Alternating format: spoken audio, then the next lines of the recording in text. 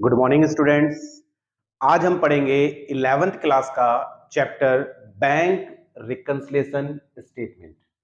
ठीक है, ये मोस्ट इंपॉर्टेंट चैप्टर है 11th क्लास का, जो कि हम आगे फ्यूचर में भी हम इसका यूज करते हैं। ठीक है, तो देखो, bank reconciliation statement is a statement which is prepared mainly to reconcile the difference between the bank balance shown by the cash book and passbook in a particular time period। देखिए, bank reconciliation statement एक ऐसी statement होती है जो कि एक particular time period पे बनाई जाती है। मींस हमारे को अगर किसी एक पर्टिकुलर टाइम पर, सपोज करो हम अकाउंट क्लोज कर रहे हैं 31 मार्च 2022 में, तो उस टाइम में हमारी जो फर्म की कैशबुक का बैंक बैलेंस और हमारी बैंक की जो पासबुक है, उन दोनों के बैलेंस में कुछ डिफरेंस आ जाता है और उन डिफरेंस के कुछ रीजंस होते हैं जो कि हम अभी आगे पढ़ेंगे।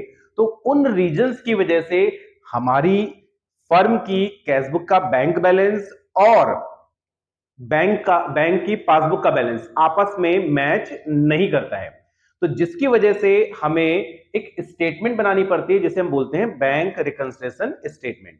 तो बेसिकली इसका मेन जो पर्पस होता है बनाने का वो यही होता है कि हमारी फर्म की जो कैशबुक का बैंक बैलेंस और बैंक की जो पासबुक है उसके बैलेंस को मैच करना, उसको इक्वल लेके आना। ठीक है, अब देखिए, जब भी कभी हम बैंक में, मैंने आपको पहले भी बताया था कि जब बैंक में हम अकाउंट ओपन करवाते हैं, तो कोई भी बिजनेसमैन का जब अकाउंट ओपन किया जाता है तो बैंक में एक करंट अकाउंट ओपन किया जाता है। ठीक है, अब करंट अकाउंट जब हम ओपन करते हैं तो करंट अकाउंट ओपन करने के टाइम पर बैंक हमें दो चीज प्रोवाइड करता है, एक पासबुक और एक चेकबुक। ठीक है, अब पासबुक का काम क्या होता है, बैंक जो हमें पासबुक प्रोवाइड करता है उसके अंदर बैंक के साथ हमने जितनी भी ट्रांजैक्शंस की होंगी, ठीक है, उसकी डिटेल इस पासबुक के अंदर होती है। तो पासबुक का काम क्या है कि जितनी भी हमारी ट्रांजैक्शंस बैंक के साथ हुई है, मींस जब हम पैसा डिपॉजिट कर रहे हैं या पैसा विड्रॉ कर रहे हैं या ऑनलाइन कोई ट्रांजैक्शन कर रहे हैं, तो उन सबकी जो डिटेल होती है वो इस पासबुक के अंदर रिकॉर्ड की जाती है। ठीक है, अच्छा, पासबुक जो हम यूज करेंगे इस चैप्टर के अंदर, तो ध्यान रखना, हमारे पास घर में जो एक पासबुक जो पड़ी होती है, नॉर्मली सबके पास होती है पासबुक, तो जो पासबुक पड़ी होती है वो पासबुक ओरिजिनल नहीं होती है, वो एक डुप्लीकेट कॉपी होती है जो बैंक हमें प्रोवाइड करता है। इन केस अगर वो खो जाती है, ठीक है, या मिसप्लेस हो जाती है, तो उस केस में हम क्या कर सकते हैं, बैंक से उस पासबुक को दोबारा ले सकते हैं। ठीक है, तो ओरिजिनल जो पासबुक होती है वो कहां होती है, बैंक के पास होती है, जो उनके कंप्यूटर के अंदर पूरा उसमें पूरी डिटेल होती है।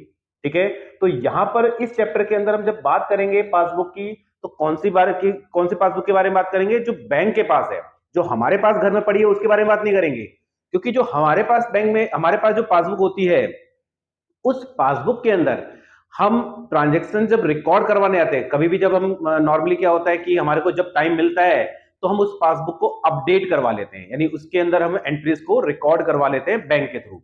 बट वो हो सकता है हम 2 मंथ्स के बाद करवा रहे हैं, 6 मंथ के बाद करवा रहे हैं, तो सब जो अपने टाइम के अकॉर्डिंग उसको अपडेट करवाते हैं। बट बैंक के पास जो पासबुक होती है वो डेली के डेली क्या होती है, वो अपडेटेड होती है जब जब हम उस ट्रांजेक्शन को रिकॉर्ड करेंगे। तो ये जो पासबुक हम यूज करेंगे वो कौन सी वाली यूज करेंगे, जो बैंक के पास पड़ी है, जो हमारे पास पड़ी है वो नहीं। ठीक है, नेक्स्ट है चेकबुक। बैंक जो हमें चेकबुक देता है वो क्यों देता है, देखो, चेकबुक का काम क्या होता है कि अगर हमने फ्यूचर में किसी को पेमेंट करनी है तो हम उसे कैश पे ना करके हम चेक के थ्रू उसको पे कर सकते हैं, जो कि एक सेफ पेमेंट होती है। क्योंकि कैश तो क्या है भाई, कैश तो अगर बाई चांस अगर हम कहीं लेके जा रहे हैं, ट्रेवल कर रहे हैं, कहीं हमें दूर कहीं कैश लेके जाना है, तो उस केस में क्या हो सकता है, कैश चोरी हो सकता है या कैश मिसप्लेस हो सकता है। तो इसके लिए बेटर वे क्या होता है, पेमेंट करने का जो तरीका है बेटर, वो क्या है, वो चेक इशू कर देना। ठीक है, तो चेकबुक का काम क्या है, उसको पेमेंट करना। तो फिलहाल इस चैप्टर के अंदर हमारे को जो जरूरत पड़ेगी, एक तो कैशबुक के बैंक बैलेंस की जरूरत पड़ेगी और एक हमें बैंक की पासबुक की जरूरत पड़ेगी। चेकबुक की जरूरत फिलहाल नहीं पड़ेगी। हाँ, चेक वर्ड कई बार यूज होगा, ठीक है, बट इसकी जरूरत नहीं पड़ेगी। जैसे कि मैंने बताया था, 31 मार्च 2020 को हमने अकाउंट क्लोज किया, तो अकाउंट क्लोज करने के टाइम पर हमारी कैश बुक और पासबुक के बैलेंस को हमने मैच करना है, ठीक है, और उसके लिए हम क्या बनाएंगे, बैंक रिकंसिलिएशन स्टेटमेंट, ठीक है। और इसको इनके बीच में जो डिफरेंस है, डिफरेंस के कई सारे रीजंस होते हैं, ठीक है, वो अब हम उसके बारे में डिटेल में पढ़ेंगे। तो आइए अब हम पढ़ते हैं causes of differences in the cash book and passbook. देखिए, कैश बुक और पासबुक दोनों के बीच में जो डिफरेंस के जो रीजंस है, वो कौन कौन से रीजंस हो सकते हैं, उसको हम वन बाय वन पढ़ेंगे, ठीक है। ये टोटल 11 रीजंस है जिसकी वजह से दोनों के बैलेंस में क्या आता है, डिफरेंस आ जाता है, ठीक है। सबसे पहला जो रीजन है वो है cheques issued but not yet presented for payment. हमने चेक इश्यू तो कर दिया बट वो अभी वो प्रेजेंट नहीं हुआ पेमेंट के लिए, ठीक है। जैसे हम एक एग्जांपल के थ्रू चल सकते हैं, लेके इसको मैंने ये मान लिया कि हमारे अकाउंट जो क्लोज हो रहे हैं वो 31 मार्च 2022 को हो रहे हैं, ठीक है। कैश बुक के अंदर जो एंट्री हम रिकॉर्ड करते हैं वो फर्म करती है। कैश बुक के अंदर एंट्री कौन रिकॉर्ड करता है, फर्म। जबकि पासबुक के अंदर जो एंट्रीज या ट्रांजेक्शंस रिकॉर्ड की जाती है वो किसके द्वारा की जाती है, बैंक के द्वारा। पासबुक के अंदर एंट्रीज को हम रिकॉर्ड नहीं कर सकते हैं, बैंक करेगा, और कैश बुक के अंदर हम रिकॉर्ड करेंगे, ठीक है। अब कैश बुक में रिकॉर्ड करना ये हमारे हाथ में है, बट पासबुक में रिकॉर्ड करना किसके हाथ में है, बैंक के हाथ में। हम इसमें रिकॉर्ड नहीं कर सकते हैं, ठीक है। मैं अपनी तरफ से एक इमेजिनरी फिगर लेके चल रहा हूं 50,000 की, जिसमें मैं दोनों को इक्वल लिख रहा हूं अमाउंट। तो दोनों में तुम भी कोई इक्वल अमाउंट लेके चल सकते हो, 50,000 ही नहीं, कुछ भी ले सकते हो, 1 लाख हो गया, 20,000 हो गया, 10,000 हो गया, बट मैंने 50,000 लेके चल रहा हूं, ठीक है। सपोज करो एक क्रेडिटर हमारा राम, जिसको हमने 2,000 रुपीज पे करने थे। अब हमने उसको 2,000 रुपीज पे करने थे, तो उसको कैश ना देकर हमने क्या किया, 2,000 रुपीज का चेक दे दिया। तो जैसे ही हम उस राम के नाम से एक चेक इश्यू करेंगे, इश्यू करना मींस उसके नाम से एक चेक हमने ड्रॉ किया और उसको चेक दे दिया। तो जैसे हम चेक उसको राम को देंगे या इश्यू करेंगे, तो हम अपनी कैश बुक में हैंड टू हैंड 2,000 विड्रॉ 2,000 उसको डिडक्ट कर देंगे, ठीक है। तो हमारे पास कैश बुक में बैलेंस कितना बचा, 48,000 बच गया, ठीक है। अब ये जो चेक हमने दिया था, सपोज करो ये चेक हमने पे दिया था उसको 29 मार्च को, 29 मार्च को। तो जैसे हमने चेक दिया वैसे हमने उसको क्या किया, अपनी कैश बुक में माइनस कर दिया, ठीक है। बट राम को जब हमने चेक दिया तो ये नेसेसरी नहीं है कि आज हमने उसको चेक दिया तो आज ही इस चेक को वो क्या करे, बैंक से कैश करवा ले, क्योंकि चेक की जो वैलिडिटी होती है, जैसे कि आप सब लोग जानते हैं, चेक जो है 3 मंथ्स के लिए वैलिड होता है। तो 3 मंथ्स का ड्यूरेशन काफी होता है। अब जब उसको टाइम होगा, मींस जब वो सुटेबल रहेगा, उसके पास टाइम होगा, तब वो जाकर उस चेक को कैश करवाएगा अपने बैंक से, ठीक है। सपोज करो राम ने चेक जो कैश करवाया वो कब करवाया, वो करवाया उसने मान लिया 5 अप्रैल को, 5 अप्रैल को, ठीक है। तो 5 अप्रैल को वो बैंक में इस चेक को लेकर गया, तो बैंक ने जो हमारी पेमेंट की होगी वो कब की होगी, 5 अप्रैल को पेमेंट की होगी, और अकाउंट कब क्लोज हो रहा है हमारे, 31 मार्च को, ठीक है। तो मैंने बताया था हम जो अकाउंट क्लोज करते हैं हमारा सारा फोकस इस पे होना चाहिए।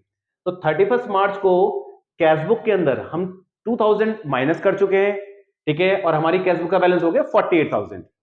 बट 31 मार्च तक ये चेक बैंक में प्रेजेंट ही नहीं हुआ। जब बैंक में प्रेजेंट नहीं हुआ तो बैंक ने उसकी पेमेंट नहीं की होगी। तो हमारी बैंक की जो पासबुक है उसमें 31 मार्च 2022 तक कोई इफेक्ट नहीं पड़ा। तो यानी हमारा जो बैलेंस 31 मार्च को 50,000 का 50,000 ही रहेगा, ठीक है। तो देखिए 2,000 का दोनों में डिफरेंस आ गया, कब, 31 मार्च को, ठीक है, क्योंकि चेक जो कब बैंक कब पे करेगा, 5 अप्रैल को, ठीक है। तो 31 मार्च में क्या हुआ कि दोनों के बैलेंस में क्या आ गया, डिफरेंस आ गया। तो ये की रीजन है कैश बुक और पासबुक में बैलेंस का, ठीक है। सेकंड जो डिफरेंस का जो कॉज है वो है cheques deposit into bank but not yet collected. यानी चेक हमने बैंक में डिपॉजिट तो कर दिया बट वो अभी तक बैंक ने पैसा कलेक्ट नहीं किया है, ठीक है, इसको भी हम एक एग्जाम्पल के थ्रू समझ सकते हैं।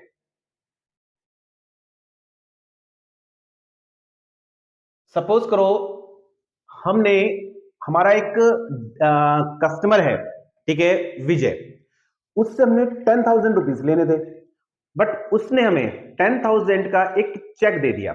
ठीक है, हमने उससे चेक प्राप्त किया 10,000 का, और वो कब किया हमने, फिर सेम डेट में ले रहा हूं 29 मार्च को हमने 10,000 का उससे चेक रिसीव किया। तो जैसे हम चेक रिसीव करेंगे, मैंने पहले भी बताया अभी कि जब हम कैशबुक के अंदर ट्रांजेक्शन्स को रिकॉर्ड हमारी फर्म करती है, तो जैसे हमें चेक मिला हमने अपनी कैशबुक के अंदर उसको ऐड कर दिया, तो हमारी कैशबुक का बैलेंस हो गया 60,000। ठीक है, लेकिन जैसे कि मैं पहले बता चुका हूं कि चेक की वैलिडिटी 3 मंथ्स होती है, तो हमारे पास जब टाइम होगा तब हम उसको बैंक में डिपॉजिट करेंगे। अब हम एक एक चेक लेके तो डेली बैंक में नहीं जा सकते, हम क्या करते हैं, कुछ चेक जब इकट्ठे हो जाते हैं और जब हमें टाइम होता है तो उस टाइम पर हम क्या करते हैं, उसको बैंक में डिपॉजिट कर देते हैं, जितने भी हमारे पास चेक होते हैं। ठीक है, हो सकता है वो चेक हम 5 डेज के अंदर डिपॉजिट कर रहे हो, 7 डेज में डिपॉजिट करें, या 10 डेज में डिपॉजिट करें। तो सपोज करो हमने चेक बैंक में जो डिपॉजिट किया वो किया था हमने 3 अप्रैल को, 3 अप्रैल को चेक हमने बैंक में डिपॉजिट किया।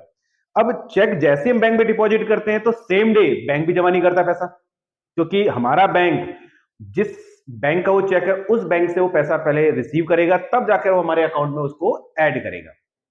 ठीक है, तो हो सकता है इस प्रोसेस में थोड़ा सा उसको टाइम लग जाए बैंक को। ठीक है, तो इस प्रोसेस में बैंक को क्या लग सकता है, हो सकता है अगर मान लिया लोकल एरिया का ही चेक है तो उस केस में 2 से 4 दिन लग जाते हैं। ठीक है, 2 से 4 वर्किंग डेज का टाइम लग जाता है। और अगर आउट ऑफ स्टेशन का चेक है तो नॉर्मली 4 to 7 डेज का टाइम लग जाता है।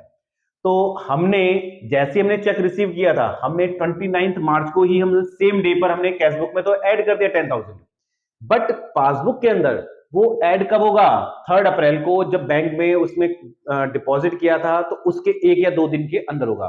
ठीक है, 4 या 5 मार्च को। ठीक है, तो हमारा अकाउंट क्लोज कब है, 31 मार्च को।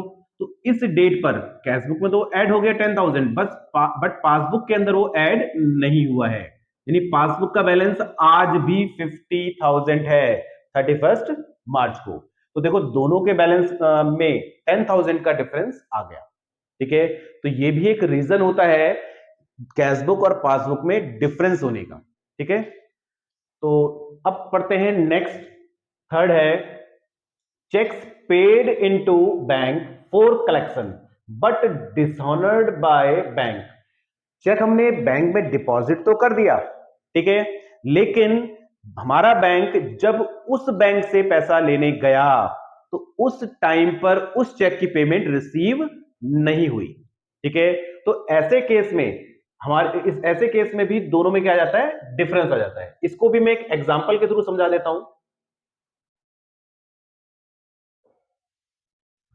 सपोज करो हमें एक चेक मिला था 29 मार्च को, ठीक है, और वो चेक हमें मिला कि वो चेक हमें मिला था, सेम मैं ले रहा हूं 10,000 का चेक हमें मिला। तो जैसे हमें चेक मिला हमने अपनी कैशबुक के अंदर उसको ऐड कर दिया, तो हमारी कैशबुक का जो बैलेंस है वो टोटल कितना हो गया, 60,000 हो गया। ठीक है, कैशबुक का बैलेंस हमारा कितना हो गया, 60,000। ठीक है, अब हमने चेक अपने बैंक, हम जब चेक डिपॉजिट करेंगे हम अपने बैंक अकाउंट में करेंगे, और हमारा बैंक अकाउंट, हमारा जो बैंक है सॉरी, वो जिस बैंक का चेक है उससे जब वो पैसा लेने गया तो बट उसके अकाउंट में हो सकता है पैसा ना हो, मतलब कई सारे रीजंस होते हैं चेक्स के डिसऑनर होने के। हो सकता है उसके अकाउंट में पैसा ना हो, या ये भी हो सकता है उसके साइन मैच ना कर रहे हो, या हो सकता है वो चेक में ओवर राइटिंग हो, मतलब किसी रीजन की वजह से चेक की पेमेंट नहीं हो पाई है। ठीक है, तो उस केस में बैंक ने उस चेक को क्या कर दिया, डिसऑनर कर दिया। ठीक है, तो पासबुक के अंदर पैसा ऐड ही नहीं हुआ, यानी आज भी हमारी पासबुक में कितना अमाउंट है, 50,000, जबकि कैशबुक में कितना अमाउंट है, 60,000 है। कब, 31 मार्च को। तो 31 मार्च को कैशबुक में तो अमाउंट जुड़ गया क्योंकि हमने तो जोड़ दिया था, हमने तो ऐड कर दिया था, बट बैंक को तो पैसा मिला ही नहीं। जब बैंक को पैसा नहीं मिला तो बैंक ने हमारी पासबुक में नहीं जोड़ा उसको। ठीक है। और मैं दोबारा बता रहा हूं, पासबुक का मतलब हमारे पास जो पासबुक है वो नहीं है, जो बैंक के पास उनके कंप्यूटर में पूरा जो रिकॉर्ड होता है, हमारी पासबुक होती है उसमें उसमें उसमें ऐड नहीं किया, तो दोनों में एक डिफरेंस आ गया। तो ये भी एक रीजन है डिफरेंस का। अब आते हैं फोर्थ कॉज में। ठीक है, फोर्थ इसका जो कॉज होता है वो होता है इंटरेस्ट अलाउड बाय बैंक। देखिए, बैंक हमारे को क्या करता है, टाइम टू टाइम इंटरेस्ट देता रहता है। ठीक है, बैंक हमारे को टाइम टू टाइम क्या करता है, इंटरेस्ट देता है, जो पैसा हमारा डिपॉजिट, हमने जो हमारा जो पैसा उसमें डिपॉजिट है हमारे अकाउंट में, उसके ऊपर। ठीक है, अब बैंक जब भी कोई चीज हमको अगर देगा तो वो हमारे को पर्सनली इन्फॉर्म नहीं करता है, ना ही वो हमें मैसेज करेगा और ना ही वो हमारे को कॉल करेगा, पर्सनली हमें इन्फॉर्म नहीं करता है। वो क्या करेगा, हमारे अकाउंट में उस इंटरेस्ट को ऐड कर देगा, तो हमारा इससे बैंक बैलेंस क्या हो जाएगा, बढ़ जाएगा। ठीक है, अब सपोज करो बैंक ने हमारे को 2000 का इंटरेस्ट दिया, तो बैंक क्या करेगा, हमारी पासबुक के अंदर उस अमाउंट को ऐड कर देगा, यानी हमारा बैंक बैलेंस कितना हो गया, 52,000। तो हमारी जो पासबुक है उसका बैलेंस 52,000 हो गया। जबकि हम अपनी कैशबुक में कब रिकॉर्ड करेंगे, जब हमें पता चलेगा कि हमें इंटरेस्ट बैंक ने दिया है। और वो हमें कब पता चलेगा, जब हम उसको मतलब हम पासबुक के अंदर रिकॉर्ड करेंगे, या ट्रांजेक्शन को हम रिकॉर्ड करने जाएंगे। सपोज करो हम रिकॉर्ड ही काफी लेट करवाते हैं, कभी 2 महीने में, कभी 3 महीने में, तो हमें पता ही नहीं चला कि हमें बैंक ने इंटरेस्ट दिया है, तो कैशबुक में उसकी कोई भी एंट्री नहीं हुई है। तो उस केस में कैशबुक में हमारा बैलेंस सेम है, बट पासबुक के अंदर हमारा बैलेंस कितना हो गया, 52,000। तो ये भी एक रीजन होता है कैशबुक और पासबुक में डिफरेंस का। ठीक है, अब नेक्स्ट है interest charge by bank on overdraft. Interest charge by bank on overdraft. देखिए, होता क्या है कि ओवरड्राफ्ट का मीनिंग पहले भी मैं बता चुका हूं कि ओवरड्राफ्ट का मतलब क्या होता है कि जितना बैलेंस हमारे बैंक में है, हम उससे ज्यादा पैसा अगर विड्रॉ कर लेते हैं, तो वो जो बैलेंस एक्स्ट्रा हम विड्रॉ कर रहे हैं वो बैंक ओवरड्राफ्ट कहलाता है। लेकिन ऐसा नहीं कि बैंक ओवरड्राफ्ट हर कोई बैंक हर किसी को देगा, हमें ओवरड्राफ्ट फैसिलिटीज बैंक से लेनी पड़ती है। ठीक है, हमें उसके लिए एप्लीकेशन देनी पड़ती है, अप्लाई करना पड़ता है।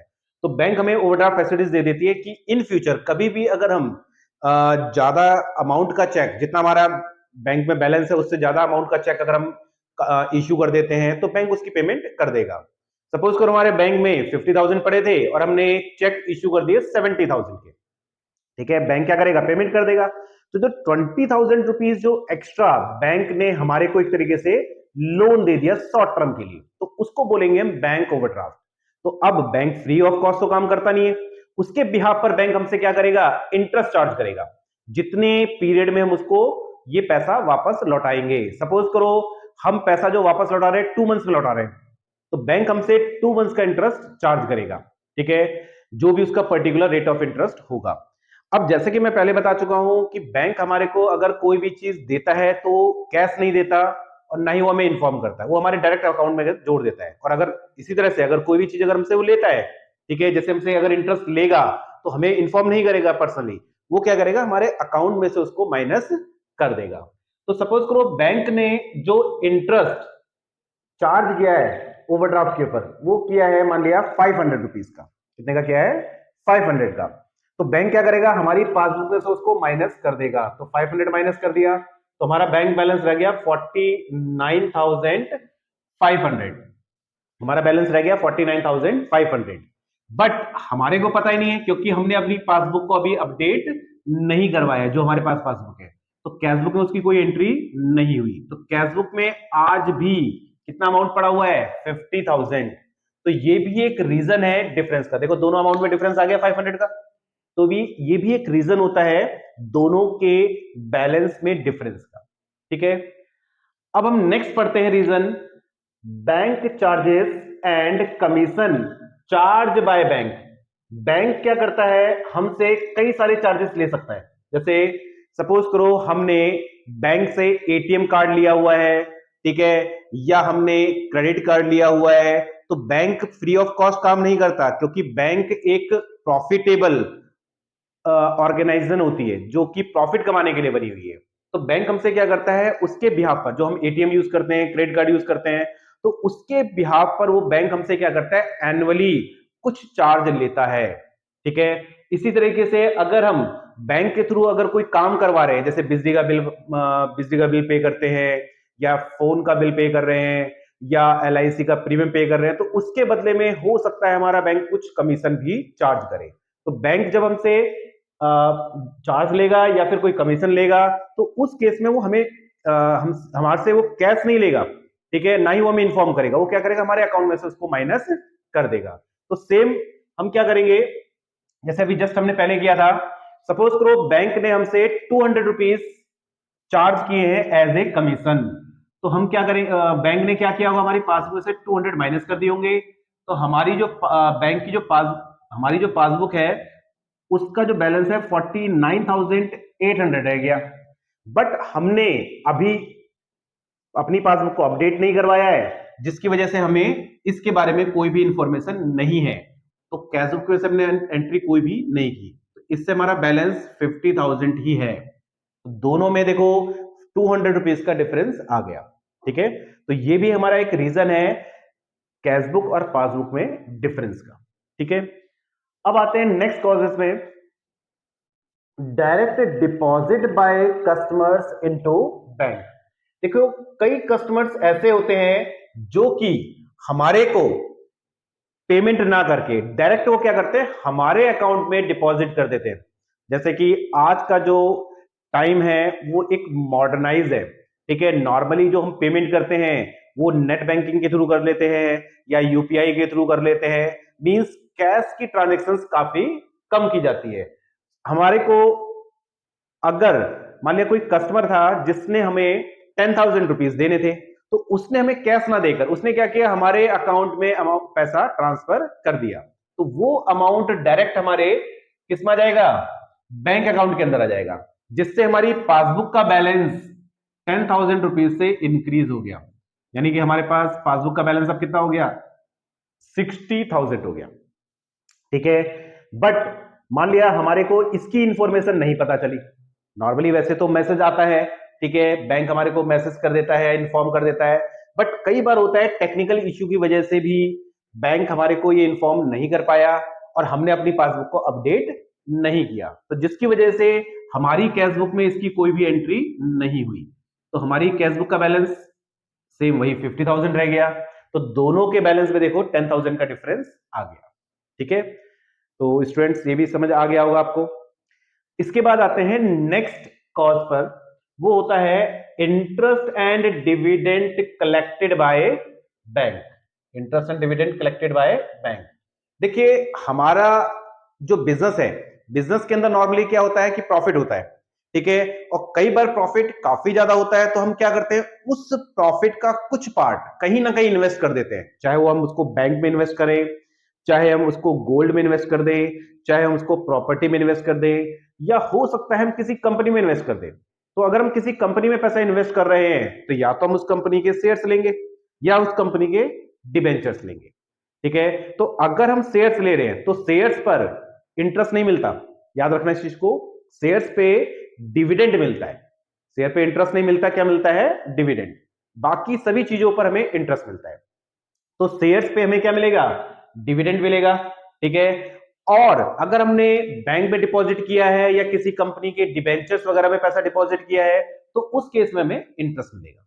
ठीक है, अब हमारे पास मान लिया सपोज करो हमारे पास इतना टाइम नहीं है कि हम डिविडेंड या इंटरेस्ट को कलेक्ट कर सके, तो हम बैंक को ये अथॉरिटी दे सकते हैं या इंस्ट्रक्शन दे सकते हैं कि हमारे बिहाफ पर वो इंटरेस्ट या डिविडेंड उस कंपनी से या उस जगह जहां हमने पैसा इन्वेस्ट किया उससे वो कलेक्ट कर ले। तो बैंक क्या करेगा, वहां से जब इंटरेस्ट और डिविडेंड कलेक्ट करेगा तो वो हमें डायरेक्ट नहीं देगा पैसा, वो कलेक्ट करके लाएगा और लाकर क्या करेगा, हमारे जो बैंक अकाउंट है उसके अंदर ऐड कर देगा, तो जिससे हमारी पासबुक का बैलेंस बढ़ जाएगा।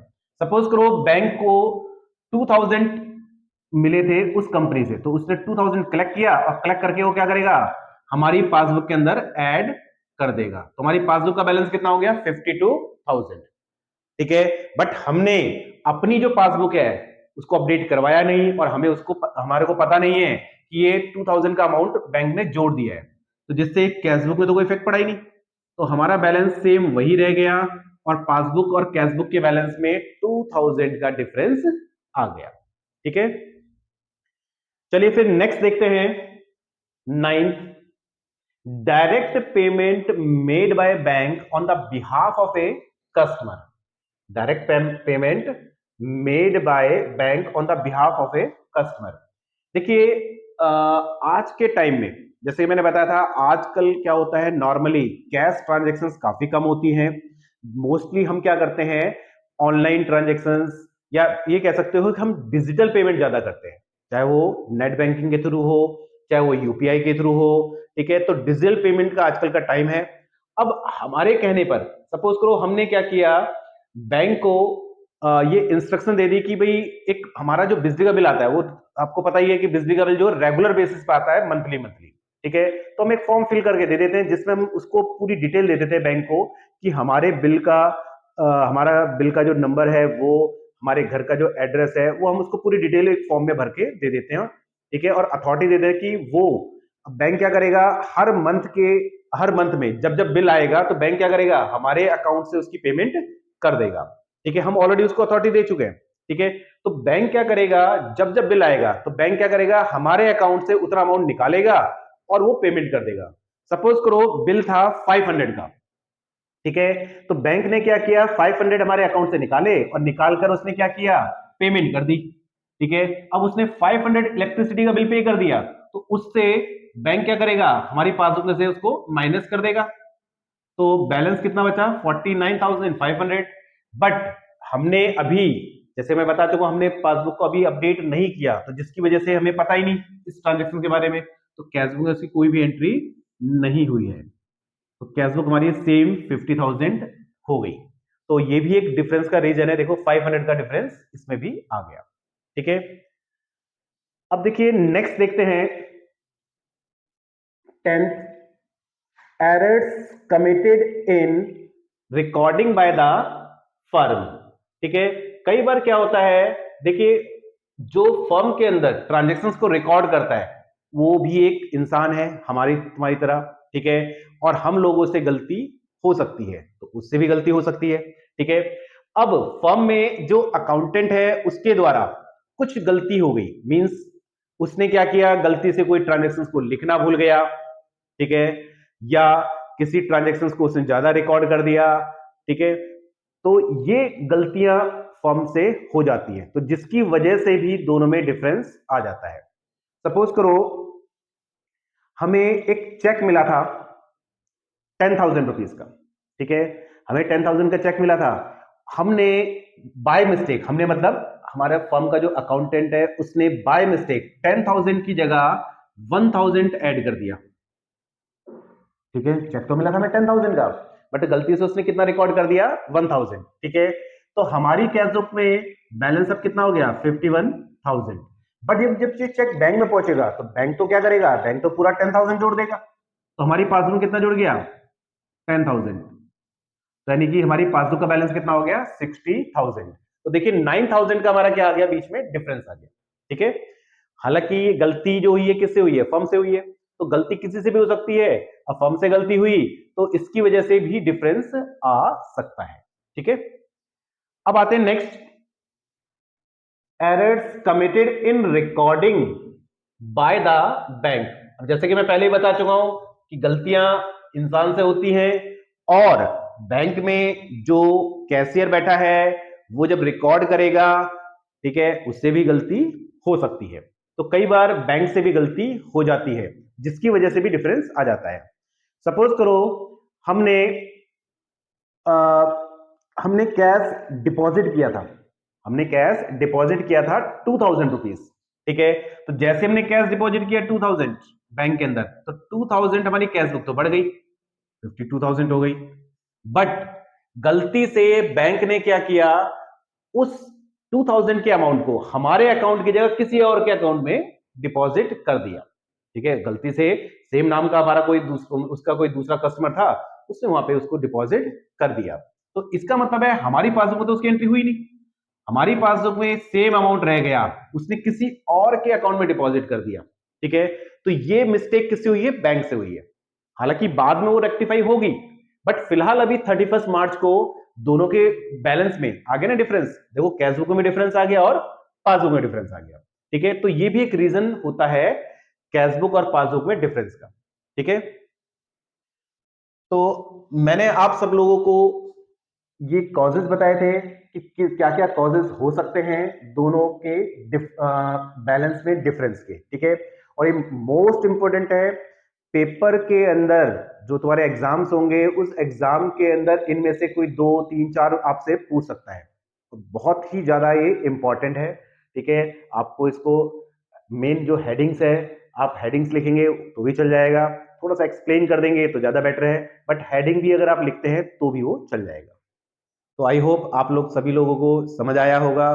ठीक है, और अगर कोई प्रॉब्लम आती है इन केस तो आप मुझे कमेंट करके पूछ सकते हैं।